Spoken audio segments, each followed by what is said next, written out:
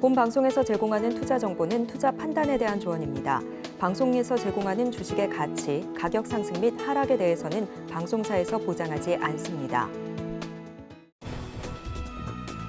실시간 정보 브리핑입니다. 오늘 실적을 발표한 컴투스 1분기 영업이익은 12억 원으로 지난해 같은 기간보다 흑자 전환했습니다.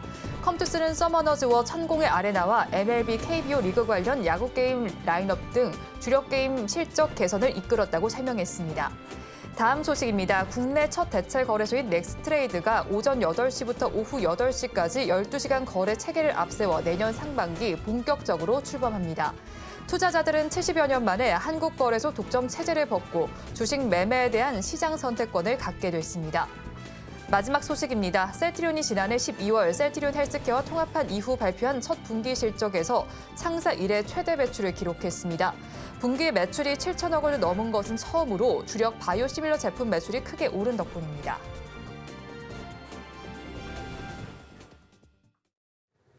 시청자 여러분 안녕하세요. 오늘을 돌아보고 내일을 준비하는 오늘장 내일장 2부 진행의 백선혜입니다. 장 마감까지 확실한 승부 전략과 내일장 주목할 섹터까지 제시해드리고 있습니다. 오늘도 저희 방송과 함께 하시면서 성공적인 투자 전략 가득 담아 가시기 바랍니다. 저희 방송은 유튜브를 통해서도 보실 수 있습니다. 유튜브 검색창에 서울경제TV라고 검색하시면 저희 방송과 함께 하실 수 있으니까요. 많은 참여 부탁드리겠습니다. 그러면 오늘장 내일장 2부 본격적으로 시작합니다.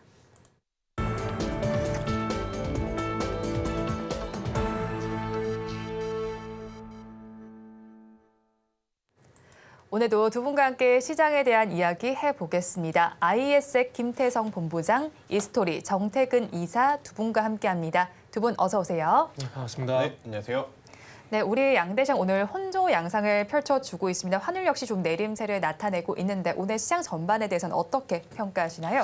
일단 뭐 오늘 수급적으로 봤었을 때는 코스닥보다는 코스피 쪽의 수급이 조금 더 이제 모아지고 있는 상황.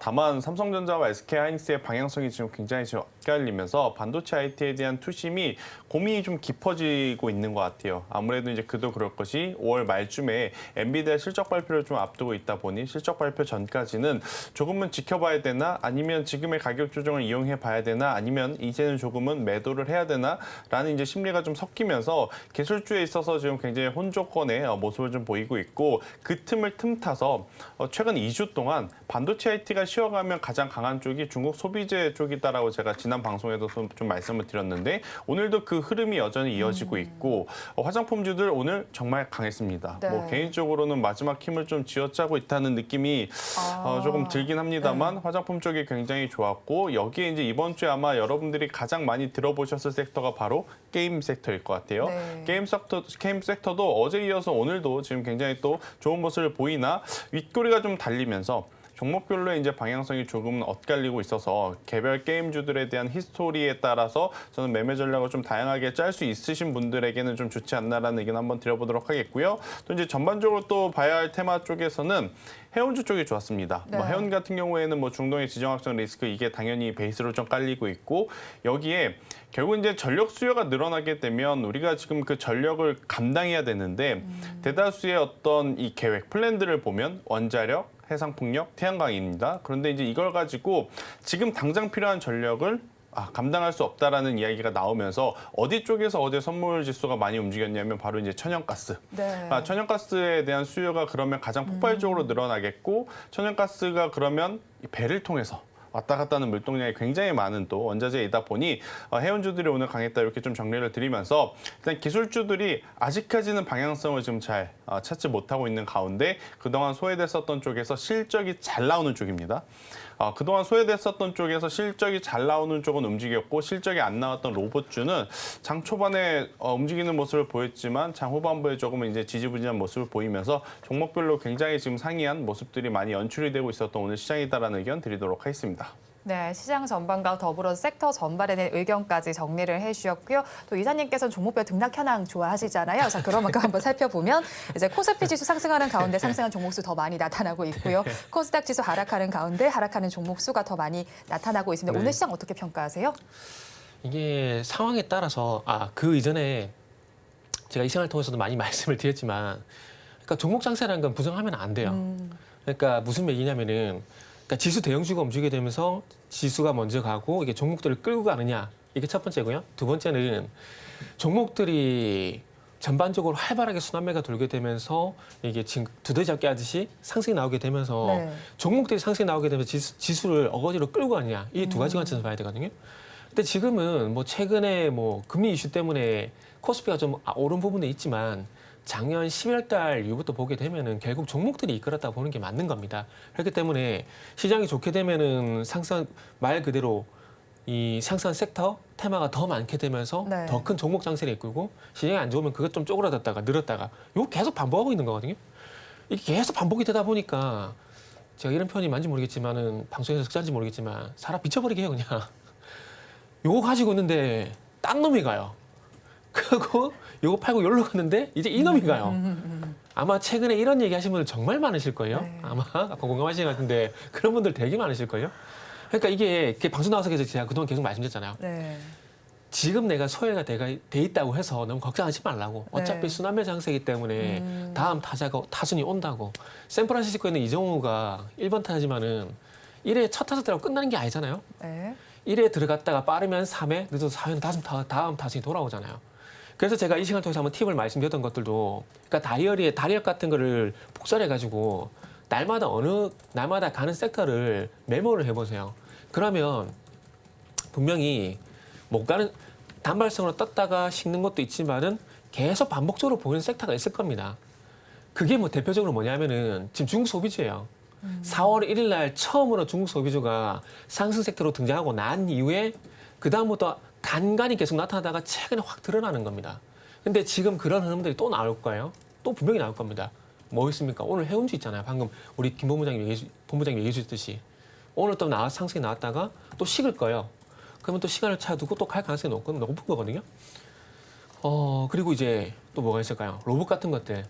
일단 삼성이 좀 불씨를 살리긴 했는데 이건 살짝 좀 애매해요. 근데 이게 단발성을 끝이 안 나고 다음에 한 번만 더 이제 부각이 되게 된다라면은 또 순환매가 올 가능성이 높다는 거죠. 그러면 이런 것들은 바로 접근보다는 리스트업을 하는 거죠. 네. 그런데 화장품 같은 것들은 자주 보였었기 때문에 리스트업이 아니라 리스트업 이후에 네. 조정 시 매수하고 기다리면은 다음 타시 온다라는 거죠. 그리고 오늘 반도체도 네. 요즘에 질문을 너무 많이 받아요. 이래도 되나 싶을 정도로 너무 많이 받는데 제가 항상 말씀이지만 주도업종은요 대세 하락으로 가면은 같이 꺾입니다. 그래서 제가 또 차전지 작년 예를 드렸잖아요. 작년 7월 26일인가요? 딱 정점을 찍고 연말까지 계속 빠졌잖아요. 그죠? 연말까지라기보다는 10월 달까지 계속 빠지는 8, 9, 10 계속 빠졌다가 10월 달 올라갔다가 12월 달 올라갔다가 1월 달 조정받고 2월 달 3월 달 상승했잖아요. 그러니까 그런 겁니다. 그래서 반도체 같은 경우는 아직 꺾였다고 보기는 안 믿으면 어쩔 수 없고요. 아직까지 꺾였다고 보기는 힘듭니다. 왜냐하면 시장이 꺾였다를 판단하기 힘들기 때문에. 물론 지금 4월 이제 중순에 바닥을 잡고 좀 시원스럽게 코스닥 같은 게 못 올라가다 보니까 이 시장이 더 하락하는 거 아니야, 조정 오는 거 아니야라고 생각하실 수가 있겠지만은 이게 지난 2월 달 같은 경우도 코스닥이 먼저 갔다가 코스피가 뒤따라서 밸류 얘기 나오게 되면 뒤따라서 보름 뒤에 한 10거래인가요? 뒤에 따라갔잖아요.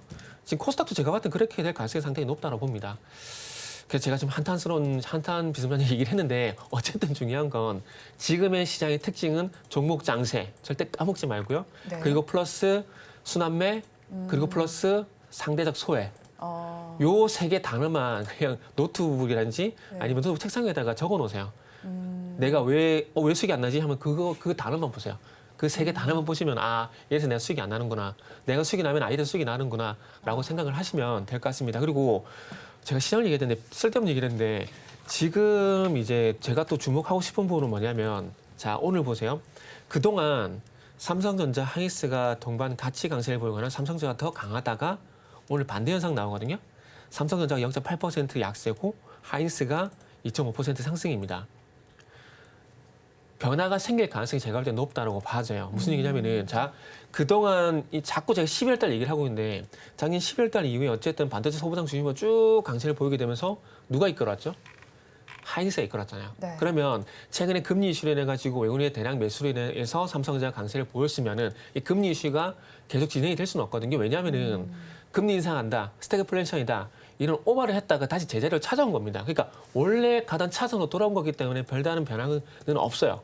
그러면은 다시 이제 시선을 돌려서 원래 있던 SK 하이닉스 쪽으로 시선이 돌아가게 되고 그러면 SK 하이닉스가 강세를 보이게 된다라면은 다음 주에 가서는 반도체가 다시 돌아오지 말란 법은 없습니다. 그렇기 때문에 오늘 반도체 중에서 일부 종목들이 많이 하락을 해요. 근데 그 종목들 같은 경우는 자율주행 있잖아요.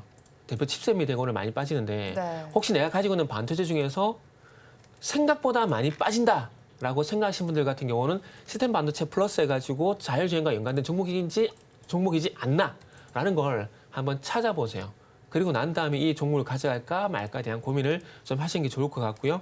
그래서 어쨌든 다음 주는 뭐 오늘까지는 코스피가 어쨌든 또 이제 시장 순환매 관점에서 더 갔는데 이제 뭐 다음 주부터는 다시 코스닥 쪽으로 한번 분위기가 오는지 한번 보시면 좋지 않을까 생각이 들어요. 네, 그렇다면 이제 뭐 종목 장세 강조를 해주셨고 순환매 이제 소외된 종목군이라고까지 정리를 해주신 만큼 이 세 단어 기억하자라고 네. 말씀해 주셨는데 그 단어에 좀 부합하는 섹터로 가지고 오셨을 것 같아요. 종가 베팅 섹터 어딜까요? 아, 벌써 들어가나요? 네. 네. 그 오늘 준비한 건 의료 AI를 준비를 했습니다. 최근에 이제 JLK가 먼저 상승이 좀 나왔었고요. 그리고 난 다음에 딥노이드가 후차 좀 따라가는 것 네. 같아요. 그래가지고 종목을 많이 버렸네요. 하셔도 되죠. 말씀드렸네요. 그래서 의료 AI를 준비를 했는데 오늘 이제 로봇주가 아시겠지만은 그 자율주행 포기라기보다는 순위가 좀 뒤로 밀렸다라고 보시면 될 것 같아요. 제가 이 시간 동안 항상 말했잖아요. 자율주행 쉽지 않다고. 제가 코끼리 얘기하면서 계속 얘기를 들어드렸잖아요, 그죠? 네. 자율주행 그거 쉽지 않습니다. 물론 이 컴퓨터라는 것, 이 하드웨어 기기라는 것들이 스마트 기기라는 것들이 물론 똑똑해요. 똑똑한데 걔네들보다 우리가 조금 나은 게 뭐가 있냐면은 걔네들은 이제 주입식 교육으로 이제 입력이 된 거 외에는 인식을 못 하거든요. 근데 우리가 잘 생각해 길 가다가 코끼리라는 동물을 모르더라도 코끼리가 나타나게 되면 저걸 피해야 된다, 위험하다. 네.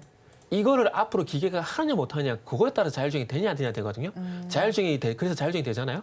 그러면은 그 영화에서 옛날에 그 AI인가요? 했던 그 자율주행 로봇이 나오게 되고 네. 제5호선에서 나왔던 하늘 나는 자동차 있잖아요. 그게 되면 그게 바로 가능해집니다. 바로 가능해. 물론 지금 뭐 UAM 해가지고 지금 상용화 시도를 하고 있지만 그게 상용화가 더 빨라진다라는 거죠. 그래서 제가 또 쓸데없는 얘기를 해봤는데 어쨌든 삼성전자 관련돼 가지고 이제 의료 AI 쪽도 이제 이슈가 좀 나오는 것 같아서 준비를 했고요. 그리고 이제 프랑스의 뭐 초음파 AI 의료기기 스타트업을 이제 인수를 하게 되면서 어제 이제 이 딥노이드라는 종목이 좀 부각이 됐고 그러다 보니까 오늘 조정을 위해서 한번 매수를 해보게 되면은 저는 한 번 정도 변동성이 추가적으로 나올 가능성이 있기 때문에 그 변동성 충분히 우리가 취할 수 있다는 판단에 의료 종목을 많이 버렸지만은 네. 종목이 벌써 나오고 있네요. 그래서 딥노이드를 일단은 가져왔습니다. 네, 그럼 딥노이드 이제 네. 이야기를 좀 더 풀어주셔야겠죠. 네. 어떤 기준으로 이 종목을 선정하신 거예요? 삼성전자가 의료 AI 소프트웨어 기업을 인수를 하다 보니까 앞으로 삼성전자가 의료 AI 사업을 확대를 하게 되고 그 확대를 진행하게 되면서 이제 또 추가적인 뭐 조금 앞서 나가면 M&A 이런 기대감들이 있어요. 이게 무슨 얘기냐면은 과거에 우리가 한번 잘 생각해보자고요. 삼성전자가 헬스케어 뭐 사업에 대해서 뭐 얘기 나오게 되면 또 M&A 얘기가 나오게 되고 뭐 인피니티 헬스케어, 피트컴퓨터가 과거에 강세를 보였잖아요. 그러니까 지금 의료 AI가 딱 그런 이제 케이스에 들어갔다 보시면 될 것 같습니다. 그러다 보니까 이 딥노이드가 어떤 연인지 모르겠지만은 그런 연에서 픽이 된 것 같아요. 그러다 보니까 어떻게 변동성이 좀 나왔었고 의료 AI 같은 경우는 아시다시피 대표적인 의료 AI 기업인데 의료 AI 플랫폼이라든지 AI 임상 의사결정 시스템이라든지 이런 것들을 진행하고 있는 의료 AI 관련주라고 보시면 되고 최근에 AI 기반 뇌동맥류 검출 진단 보조 솔루션 딥뉴로라는 것을 이제 출시했는데 이게 4월 달부터 건강보험 비급여로 의료기관에서 사용이 시작했다고 합니다. 그래서 이런 사업을 좀 잘 진행을 하고 있다 보니까 아마 이런 사업에 대한 부분에서 긍정적 평가가 나오고 그러다 보니까 삼성전자 의료 사업을 확대하게 되면서 이런 기업들도 또 추가적으로 관심을 가지지 않을까 뭐 이런 연결고리 때문에 가져왔습니다. 근데 뭐 제가 생각해도 그게 말이 된다고 생각하지는 않아요. 그런데 시장에서 항상 연결고리 계속 만들고 있거든요. 네. 최근에 한선 엔지니어링 그런 케이스잖아요. 저 개인적으로 그렇게 생각하거든요. 그래서 그러다 보니까 조금 이제 딥노이드도 그런 케이스로 좀 추가적인 상승이 나오지 않을까라고 말씀 좀 드려보도록 하겠습니다. 그래서 목표가는 일단 9,700원 말씀드릴 거고 손절가는 7,800원 제시하도록 하겠습니다.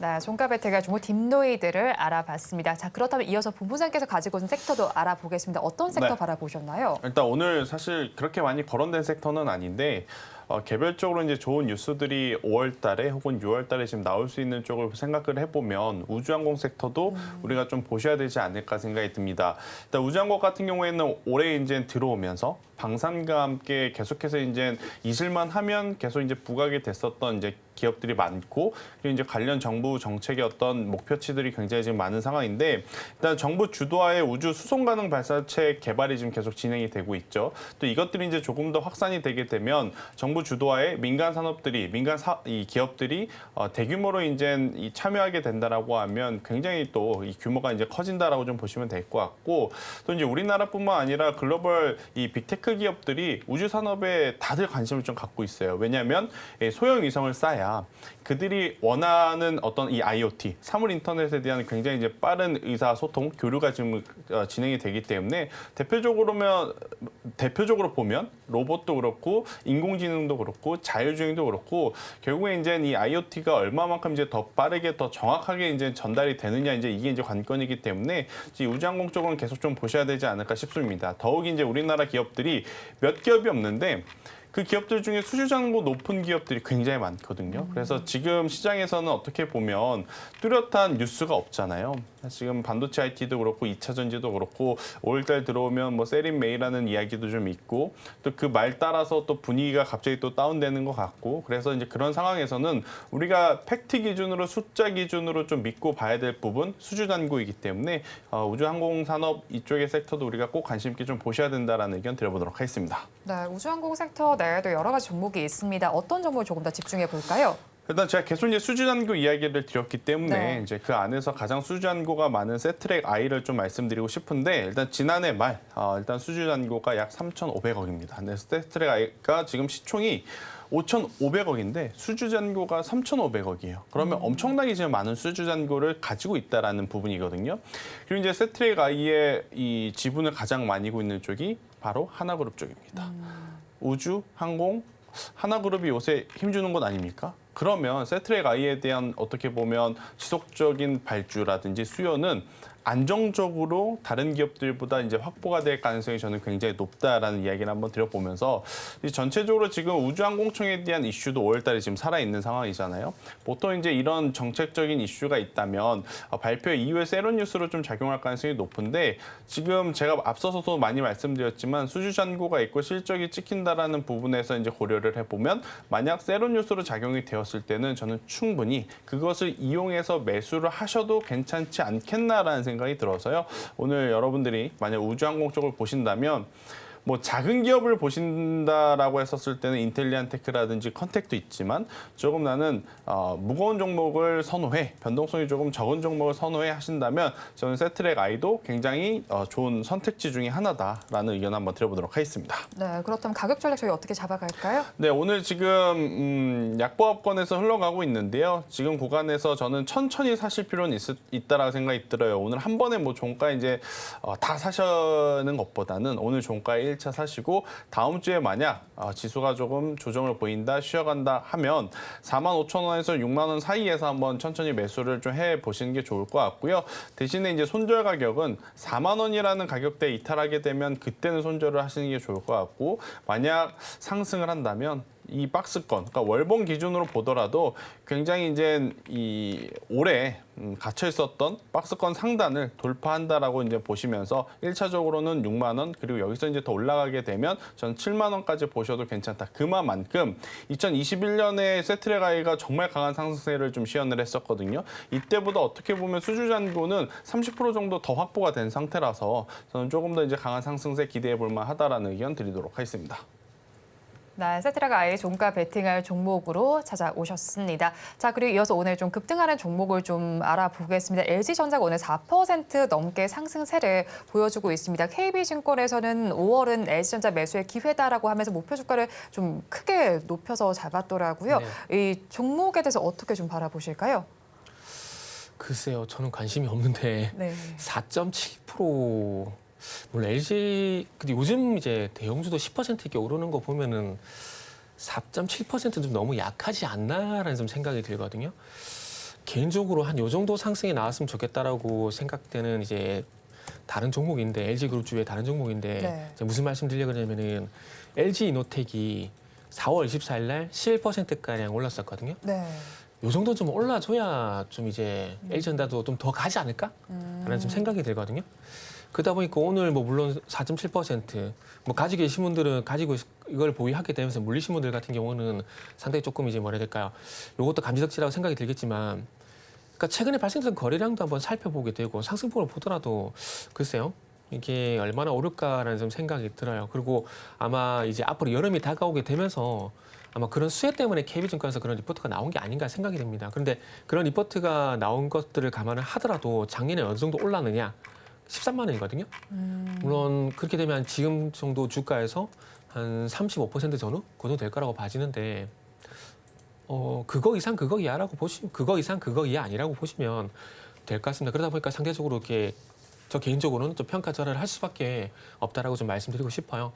계절적 수혜라고 좀 말씀드렸는데 날씨 더워지게 되면서 이제 가전은 제가 봤을 때 삼성보다는 LG가 좀 더 낫다라고 생각이 들어요. 그리고 네. 특히나 이제 시스템 에어컨 같은 경우는 LG가 상대적으로 많이 팔리잖아요. 그래서 그런 부분은 가전 수혜 때문에 아마 이런 얘기들이 나오는 게 아닌가 생각이 됩니다. 그러다 보니까 주가가 오르겠지만은 뭐 그렇게 주가 상승을 재미라고 표현 드리면 좀 정말 죄송하긴 하지만 어떤 주가 상승 그러니까 손실이 있으신 분들 같은 경우는 손실 폭을 크게 줄이는 재미라든지 그리고 지금 매수하신 분들 같은 경우는 어떤 큰 폭의 어떤 수익 즐거움이라든지 이런 것들은 뭐 제가 틀릴 수 있겠지만은 저는 그런 부분 좀 부족하지 않겠나라는 생각이 들어요. 그리고 지금 상승이 나오게 되면서 또 이제 고민을 해야 될 부분은 241선이거든요. 네. 작년 이제 8월 달에 241선 이탈하고 난 이후에 241선 회복이 잘 안 되고 있는 상황입니다. 그렇기 때문에 241선 일단 10만 5천 원 부근인데 일단 단기적으로는 일단 10만 5천 원 부근을 일단 돌파를 시키는지 여부를 좀 보시라라고 말씀을 좀 드리고 싶네요.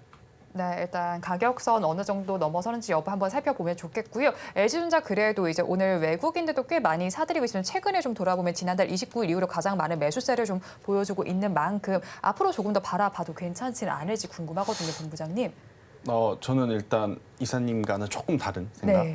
그러니까 LG전자에 대해서는 저는 4% 정도면 굉장히 이제 많이 올라왔다라고 저는 생각이 들어요. 뭐 시가총액이 16조이기 때문에 물론 이제 비교 대상이 LG노텍을 이제 선정을 하시면 뭐 당연히 이제 적게 올라갔지만 일반적으로 좀 생각을 해봤을 때는 시총 16조라면 4% 정도의 상승은 시장에서 지금 주목을 받을 만하다라고 좀 보여지고 있고 LG전자의 가장 큰 단점은 결국에 이제 전장 산업을 통해서 받아둔 수주.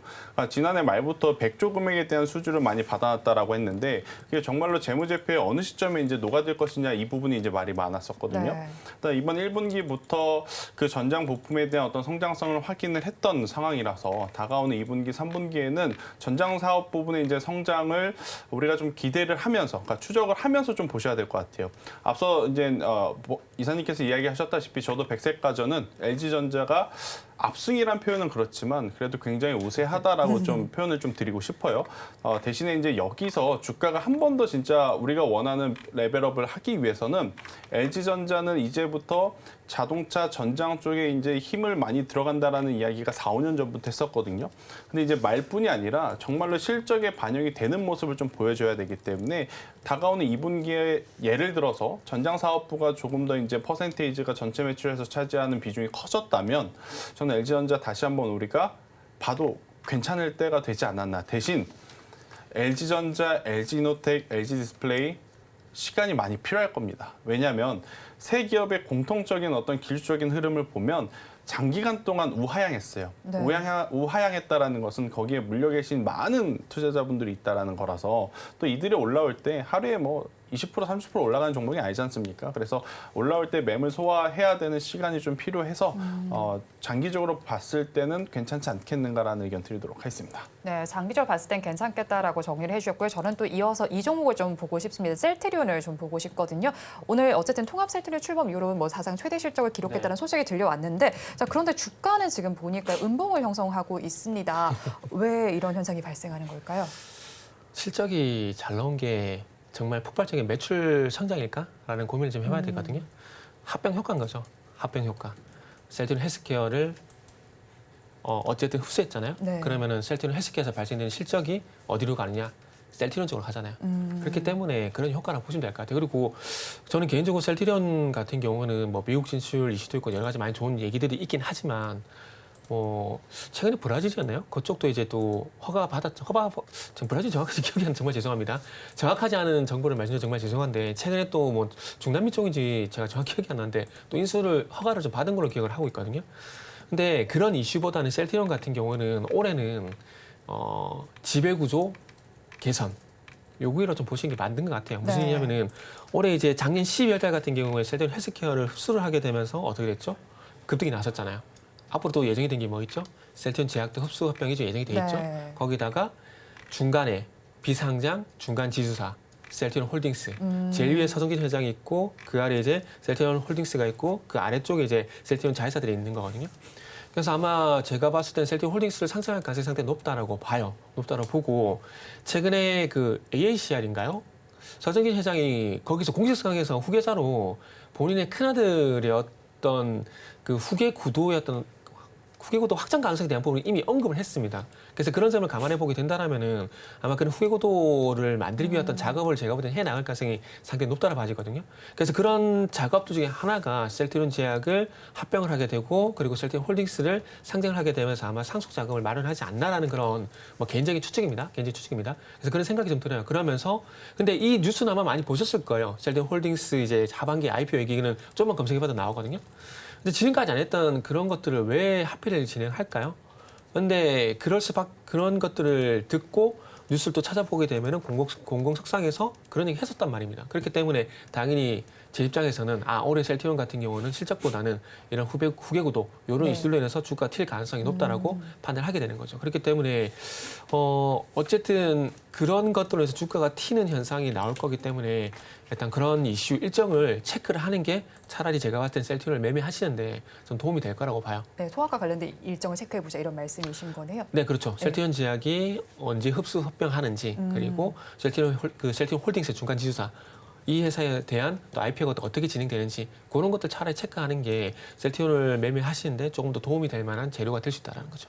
네, 셀트리온 제약 바이오주 관련된 이야기를 해봤는데 이어서 이 종목도 한번 여쭤보고 싶습니다. 삼성 바이오로직스도 최근에 이제 뭐 일라일리와 뭐 수출 계약 규모들 늘렸다라는 소식이 들려왔는데요. 주가에는 그다지 큰 반응이 나타나진 않는 것 같아요. 제약 바이오주 전반에 투심이 아직 좀 몰리지 않아서라고 봐야 할까요?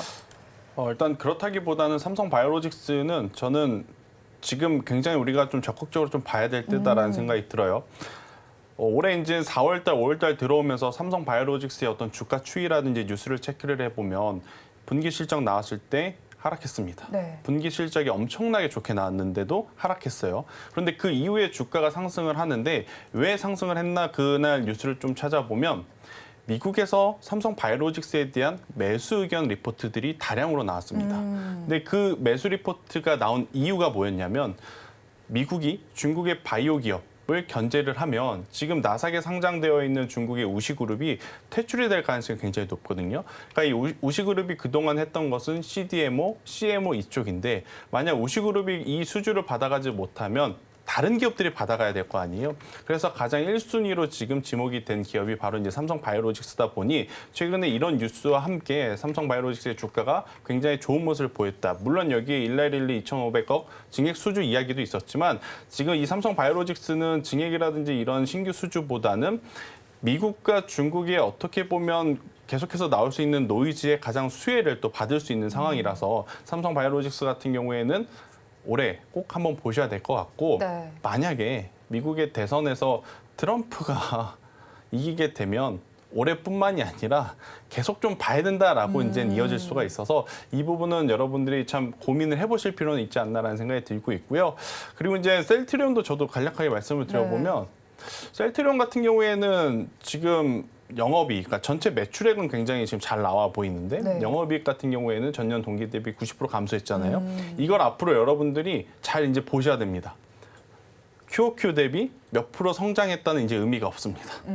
왜냐하면 이미 지금 YOY 대비로 90% 이제 감소가 됐기 때문에 여기서부터 더 성장을 하려면 기존 90% 하락하기 전까지 일단 회복을 한 다음에 그 이후에 얼마만큼 더 성장을 했는지를 좀 보셔야 될 것 같아서 앞으로 이제 셀트리온은 실적을 보실 때 이 숫자를 조금 이제 고민해 볼 필요는 있을 것 같고 나 이것도 저것도 불편하다 하시는 분들은 삼성 바이오로직스는 이런 지금 히스토리가 깔려 있으니까 길게 보시는 것도 괜찮지 않겠는가? 그리고 삼성 바이오로직스가 너무 무겁다 하시는 분들은 네. CDMO, CMO 쪽에서 바이넥스라는 기업이 있거든요. 이쪽도 괜찮다라는 의견 드리겠습니다. 네, 제약 바이오주 전반에 대한 의견까지 들어봤고요. 이어서 이제 밸류 프로그램과 관련된 이야기를 좀 해보겠습니다. 관련한 종목들이 이제 섹터 군들이 좀 오름세가 지금 나타나고 있어요. 뭐 생명보험 섹터, 뭐 손해보험, 그리고 뭐 증권 이런 쪽, 뭐 지주사까지도 다 오름세가 좀 나타나고 있는데 뭐 실적 발표를 앞둔 기업들도 있잖아요. 그런 만큼 대응 전략 좀 어떻게 짜보면 좋을까요? 이거는 방송 초반에 제 시장에서 말씀드리면서 세 개 단어 얘기했잖아요. 네. 두 번째가 쓰나미였죠. 네. 그걸로 대응하시면 됩니다. 그걸로 대응하시면 된다고 봐요. 어쨌든 중요한 건 우리는 이전에도 말씀했지만 그게 되고 안 되고는 물론 되고 안 되고도 중요하겠지만은 트레이딩하는 입장에서는 그게 별로 중요하지가 않습니다. 그 이슈가 조금 이제 뭐 해야 될까요? 약발이라는 표현을 써도 될지 모르겠는데 그 이슈가 얼마만큼 길게 쭉 이제 이끌고 가느냐 이게 중요한 거거든요. 지금 시장 설명 계속해서 빠르게 돌다 보니까 이게 밸류 같은 경우도 계속 이렇게 뭐 연끌해야 될까요? 계속 끄집어 올려내고 있는 거예요. 지금도 이제 반도체가 시다 보니까 저 PBR 관련돼 가지고 가는 것들인데 그리고 은행 금융지사 갔다가 금융지사가 좀 조용하니까 또 뭐합니까? 그 비슷한 밸류 수혜가 되는 게 또 보험하고 증권이잖아요. 계속 도는 거예요. 계속 도는 거. 그러다 보니까 계속 어지럽다고 편의를 제가 그 방송 초반에 그래서 좀 드렸던 부분들이 있고요. 그래서 제가 봤을 때는 그냥 그런 측면에서 보는 게 맞지 않을까 생각이 듭니다. 물론 또 어찌 보면 또 대통령이 적극적으로 이제 밸류업에 대한 어떤 지원 방향에 대한 강력한 의사 필요 이게 결국 뉴스거리겠죠. 그리고 주가를 땡기는 이유가 될 수가 있겠죠. 근데 그런 말들이 물론 의지는 있긴 하지만은 그런 부분들이 다시 말씀이지만은 결국에는 국회 동의를 받아야 되는 부분들이 정말 많은 것들이 있고 그리고 과거에 스튜어디스 코드 충분히 얘기 드렸잖아요. 2016년도에 그것만 그때 정책적인 어떤 연결성, 연속성 이것만 잘 확보해서 지금까지 계속 잘 끌고 왔다라면은 굳이 제가 볼 땐 밸류를 프로그램 물론 하면 더 좋겠죠. 그걸 안 하더라도 이미 주주하는 책이라든지 주제에 도움이 될 만한 일들이 더 많이 나올 수 있었다는 거죠. 근데 그런 것도 없는 상황이지 않습니까?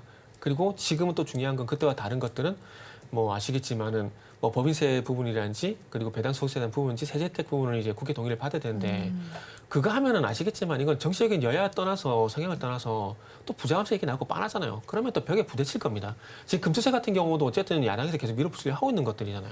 근데 그런 것들이 어찌 보면 증시의 발목을 잡는 요인들인 거잖아요. 뭐 얘가 좀 세버렸는데 뭐 어쨌든 그래서 밸류업은 그냥 이슈 측면에서 그냥 보시는 그래서 맞다라는 말씀드리다 보니까 제가 옆을 잠시 좀 샜다 왔는데 네. 그래서 결국은 순환매 대응하시라는 말씀드리고 싶네요.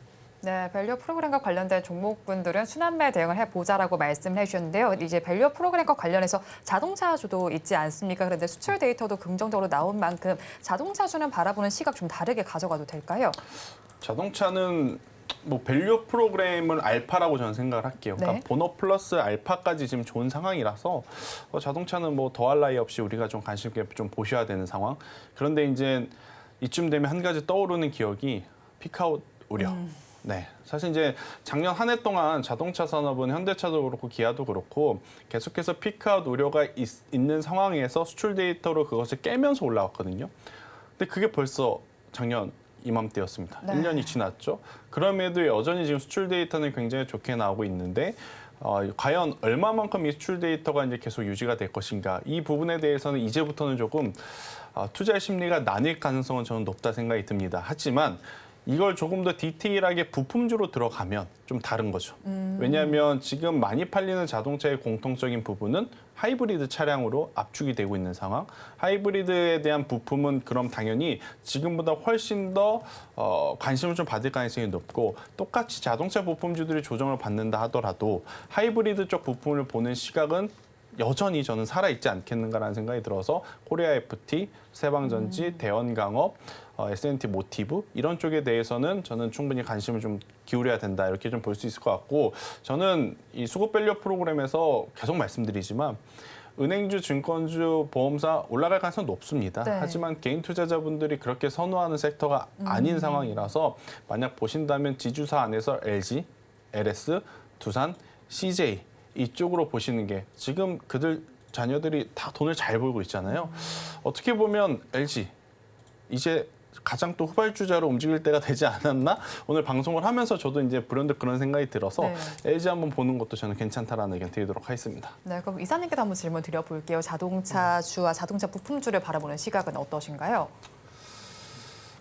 결국 이거는 매출을 봐야 되겠죠. 네. 그전에도 말씀드렸지만은 결국 이제 자동차 밸류업에 대한 프로그램이 이제 이미 선반영되고 힘이 좀 빠졌잖아요. 그리고 밸류업은 조금 전에 말씀드렸더니 금융적으로 좀 압축돼서 가는 부분들이 있고 그러면은 밸류가 아니라 이제 본업적으로 봐야 되는데 4월달 일단은 뭐 데이터가 잘 나왔어요. 잘 나왔고 이게 4월달에 그치는 게 아니라 5월달, 6월달 그리고 3분기, 4분기 뭐 계속 이어져야 되지 않나라는 그런 당연한 말씀을 좀 드려야 될 것 같습니다. 이 현대차를 예를 들게 되면서 아킬레스건을 말씀드린 게 분기 기준으로 봤을 때 영업이익이 3조 5천억대에 진입이 됐는데 이게 지금 이전 그러니까 작년 3분기부터 그리고 앞으로 나올 만한 예상치를 보게 되면은 4조 원을 넘는 그런 실적 예상치는 안 나오고 있어요. 그러면 이번 1분기 같은 경우, 1분기 같은 경우는 그 환율 효과로 해서 실적에 대해서 굉장히 평가가 나왔지만은 네. 과연 2분기, 3분기 가서도 전년 대비해서 판매량이 그렇게 늘어나지 않는 상황들 속에서 환율이 내려가게 되면은 도리어 이게 마이너스 요인도 될 수 있는 거거든요. 그렇게 됐을 때 과연 시장에서는 어떻게 평가할까에 대한 부분들은 확인이 필요하지 않을까 생각이 들어요. 지금 이제 2분기 진행이 되고 있는 상황들이고 5월 10일이기 때문에 2분기가 거의 절반 정도 지나간 상황이거든요. 네. 그러면 만약에 2분기, 3분기 실적을 좋게 예상한다라면은 지금 현대차가 제 기준이면은 현대차 같은 경우는 이미 20만 원 돌파를 했어야 되지 않나라는 그런 생각이 들어요. 근데 제가 우려하는 이 3조 5천억대 어떤 정체된 실적 이런 것들이 조금 우려감이 반영되고 있기 때문에 25만 원 돌파가 안 되는 것이 아닌가 하는 생각이 들어요. 물론 이거는 제가 틀 수 있는 겁니다. 근데 지금 현재 상황까지만 보게 된다라면은 지금 제가 우려하는 상황들이 맞을 가능성이 높다라는 거죠.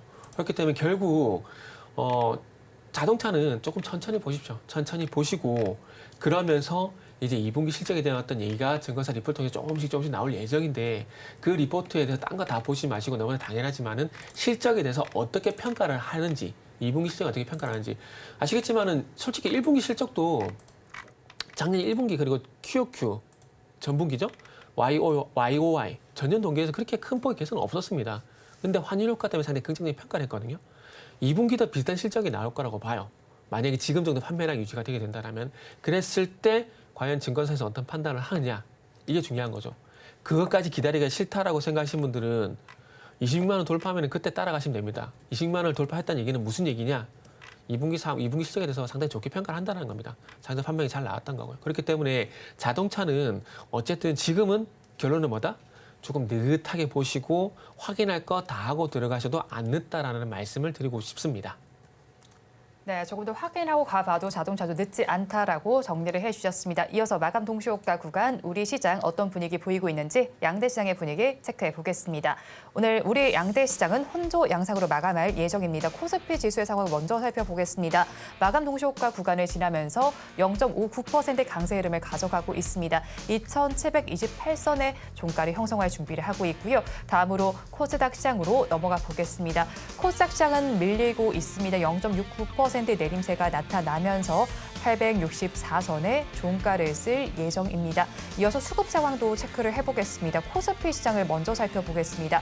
오늘 코스피 시장에서는 외국인과 기관의 쌍끌이 매수세가 나타나고 있습니다. 외국인은 1,692억 원, 기관은 3,295억 원을 담아내고 있습니다. 반면에 개인 투자자들 4,843억 원을 덜어내면서 어제와는 반대되는 수급 양상이 나타나고 있습니다.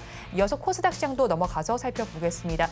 코스닥 시장에서는 외국인과 기관의 동반 매도세가 2거래일 연속 나타나고 있고요.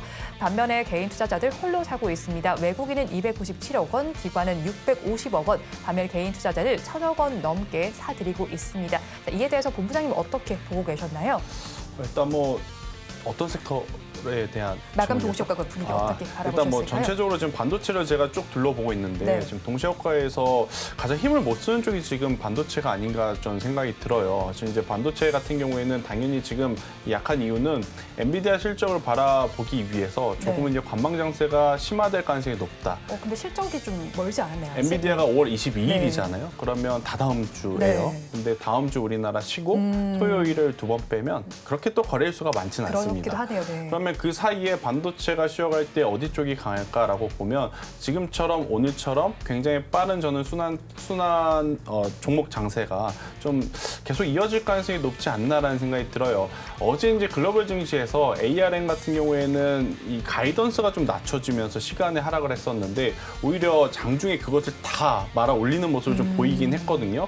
대신에 슈퍼마이크로 컴퓨터 여러분들 아마 기억하실 겁니다. 네. 그래서 이번 변동성을 가장 크게 만들어낸 이쪽 같은 경우에는 아직까지 주가가 좀 플랫한 상태에서 방향성을 좀 못 잡고 있어요. 그래서 우리나라 증시도 오늘 동시업과 반도체 좀 약한 모습을 좀 보니 반도체가 요 며칠 동안은 잠시 쉬어갈 수도 있지 않겠는가라는 의견을 한번 드려보도록 하겠습니다. 네, 반도체 주는 조금 더 쉬어갈 흐름이 나타날 수도 있겠다라고 정리를 해주셨고요. 주말을 앞둔 우리 시장 엇갈리는 장세가 펼쳐지고 있습니다. 수급 양상도 반대되게 나타나고 있다라는 점까지 참고를 해보시면 좋겠고요. 이에 따라서 시가총액 상위 종들의 분위기도 좀 엇갈리고 있습니다. 마감 동시효과 구간 함께하셨습니다.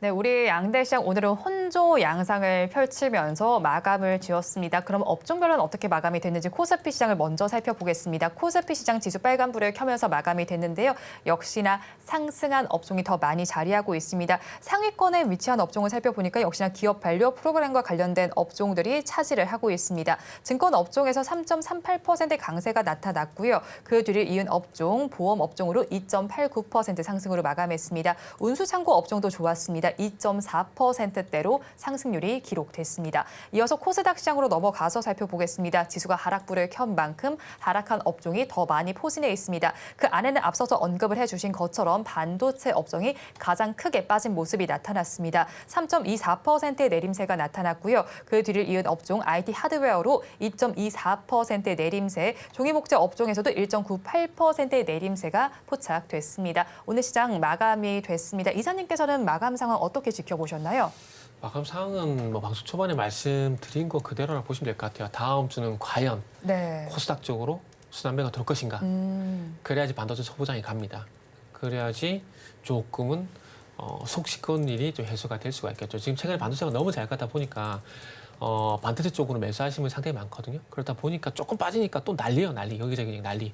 그래서 반도체 소부장 쪽 일단은 그래서 코스닥, 반도체 소부장 쪽으로 가는지가 중요하지 않을까 생각이 들고요. 그러면서 아까 뭐 충분히 말씀했지만 오늘 하이닉스가 어쨌든 강세를 보였기 때문에 이 흐름을 타고 이제 가시는지 하는지 봐야 되지 않을까 좀 생각이 들고요.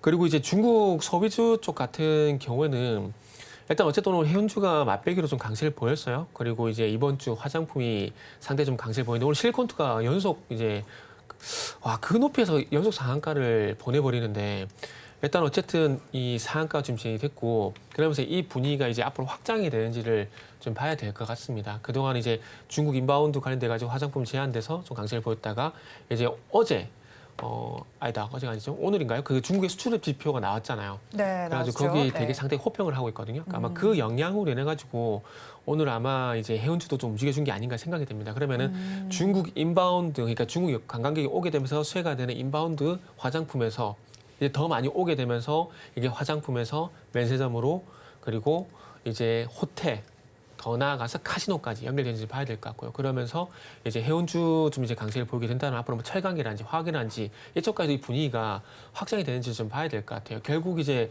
예전에 중국이 원자재 블랙홀 역할을 분명히 했었기 때문에 중국의 어떤 수집 동향이라든지 그리고 제조업 지표가 좀 좋아지게 된다라면은 그 영향이 해운주만 제한되는 것들이 아니라 아마 철강 화학 쪽도 가지 않을까 생각이 들어요. 그렇게 된다라면은 접근에서는 파이가 너무나 많아지게 됩니다. 네.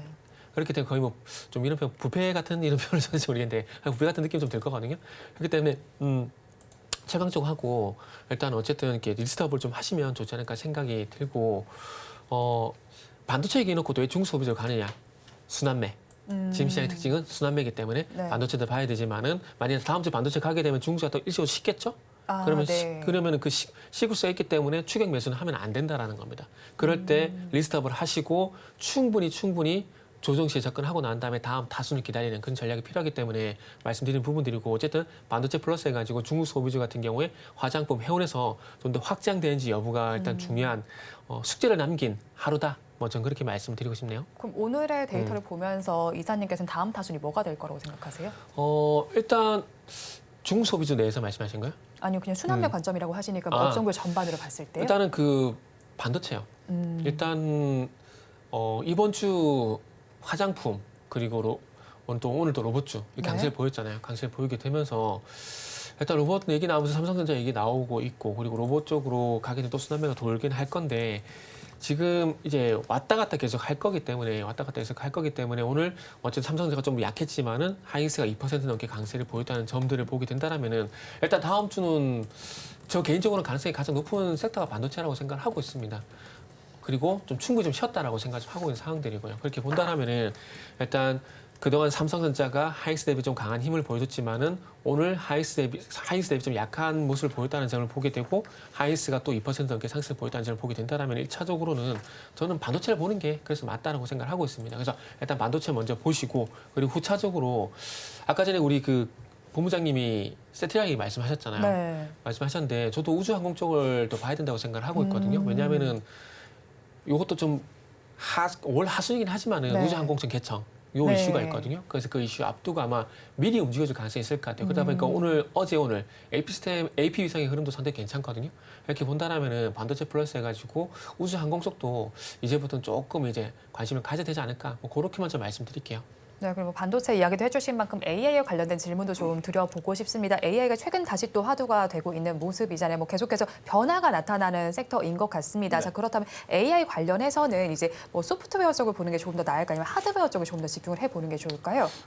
글로벌 시장을 보면 소프트웨어겠지만 우리나라 기준으로 보면 결국엔 하드웨어죠. 네, 아무래도 이제 하드웨어라고 하면 결국 이제 장비 쪽을 좀 봐야 될 것 같은데 반도체 같은 경우에는 지금 앞서서도 제가 한번 언급드렸지만 엔비디아 실적 발표 전까지 저는 일단은 관망을 하는 게 맞을 것 같아요. 보유하고 계신 분들도 현재 구간에서 굳이 매도할 필요는 없을 것 같고 없으셨던 분들도 지금의 어떤 불확실성을 안고 매수할 필요는 있겠는가라는 생각이 들거든요. 오히려 엔비디아 실적 발표가 다 되고 나서 그다음에 정말 방향성이 위로 다시 잡히면 EPS가 우리가 생각한 것보다 훨씬 더 한 번 더 압도적인 숫자를 찍어주면 위로 올라가겠죠.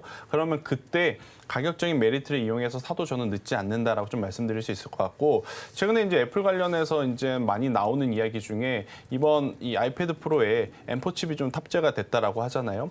근데 이 M4 칩 탑재가 된 게 우리나라에 직접적으로 수혜를 어느 부분에서 주는 건가 고민해 볼 필요 있습니다. 네. 직접적인 수혜는 없습니다. 만약 M4 칩에 탑재가 된 아이패드가 굉장히 좋은 흥행이 돼서 많이 팔리면 거기에 이제 같이 부품을 납품하는 뭐 BH라든지 LG노텍 이것들이 이제 수혜가 될 수는 있지만 M4 칩을 탑재했다 그래서 단순하게 여기에서 이제 수혜를 볼 수 있는 기업은 없다 이렇게 좀 볼 수는 있는데 이제 우리가 여기서 이제 또 한 가지 그래도 얻어갈 것은 OLED 쪽. 네, OLED 쪽은 실질적으로 계속해서 이제 대면 면적이 넓어지고 있기 때문에 저는 이쪽에서 우리가 힌트를 좀 찾아가는 게 맞다 생각이 들고 있고 저는 이제 한 가지. 오늘 앞서서도 이사님께서 이야기하셨지만 해운주가 움직였었던 이유가 네. 천연가스라면 이거는 단순히 그냥 테마적으로 볼 게 아니라 전력 다음에 전선 다음에 어떻게 보면 지금 당장 어떻게 전기를 공급해야 되는 쪽 천연가스 쪽이 지금 이제 한 번 더 저는 붐이 일어나지 않을까 저는 이렇게 의견을 한번 들어보도록 하겠습니다. 네, 두 분 말씀 여기까지 듣겠습니다. 지금까지 IS의 김태성 본부장, 이스토리 정태근 이사와 함께했습니다. 오늘 말씀 고맙습니다. 네, 감사합니다.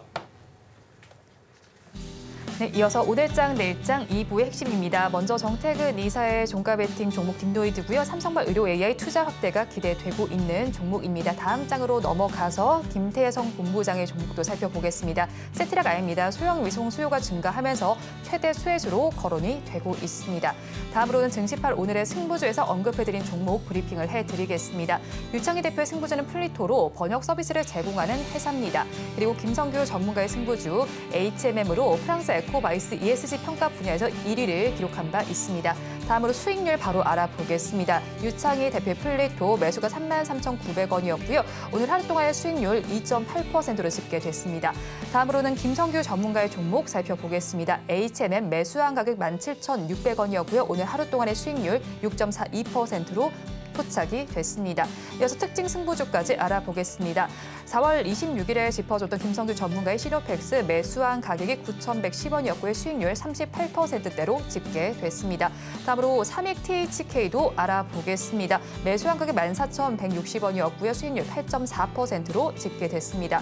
다음 장으로 넘어가서 유창희 대표의 종목도 살펴보겠습니다. 어제 짚어준 종목입니다. 넷마블입니다. 매수가 65,900원이었고요. 수익률 9.86%로 집계됐습니다.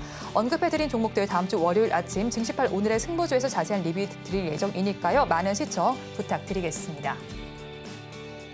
본 방송에서 제공하는 정보는 투자 판단에 대한 조언일 뿐 해당 주식의 가치와 수익률을 보장하지는 않습니다. 오늘 장, 내일 장 2부에서 준비한 순서는 여기까지입니다. 주말 잘 보내시고요. 저희는 다음 주 월요일 이 시간에 다시 찾아뵙겠습니다. 함께해 주신 여러분 고맙습니다.